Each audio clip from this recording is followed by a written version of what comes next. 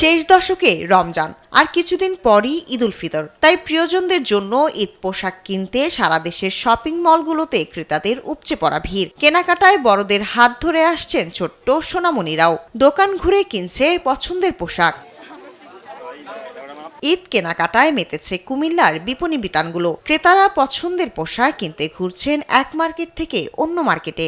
বিক্রেতারা সন্তুষ্ট হলেও পোশাকের দরদাম নিয়ে মিশ্র প্রতিক্রিয়া রয়েছে ক্রেতাদের মাঝে। প্রতিদিনই দাম বাড়তেছে, তো এটা আসলে আমাদের মধ্যবিত্তদের নাগালের একটু বাইরে। 1200 টাকা দিয়ে একটা থ্রি পিস নিছি, গতবারের তুলনায় এবার একটু দামটা বেশি। ঈদ ঘনিয়ে আসায় পরিবার পরিজন নিয়ে ভিড় বেড়েছে টাঙ্গাইল শহরের বিভিন্ন মার্কেট, শোরুম ও ফুটপাতের দোকানগুলোতে। পছন্দমতো পণ্য কিনছেন তারা।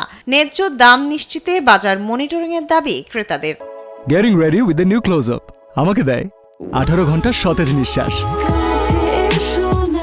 প্রত্যাশা যেরকমটা ছিল আসলে সেই প্রত্যাশা অনুযায়ী আমরা পাচ্ছি, আরও একটু বেশি হলে মনে হয় ভালো হয়। দেশের পরিস্থিতি এরকম এখনো সুস্থ হয়ে সারা পারে নাই, এরকম বেচাকিনি হয় নাই, কাস্টমার মোটামুটি। সময় যত ঘনিয়ে আসছে ততই ভিড় বাড়ছে ময়মনসিংহের বিপণী বিতানগুলোতে। বরাবরের মতো এবারও তরুণদের চাহিদার শীর্ষে ভারত ও পাকিস্তানি ড্রেস। কিছু কিছু জিনিস হচ্ছে ধরেন যেটা প্রত্যাশা করা যায় না, অনেক তুলনায় অনেক বেশি। নর্মালি তো অন্য বছর মোটামুটি সব বছরই টুকটাক বেচাকেনা হয় শুরু থেকেই, কিন্তু এই বছর একদমই বেচাকেনা নাই। চাঁদরাত পর্যন্ত এমন ভিড় থাকবে বলে আশা করছেন বিক্রেতারা।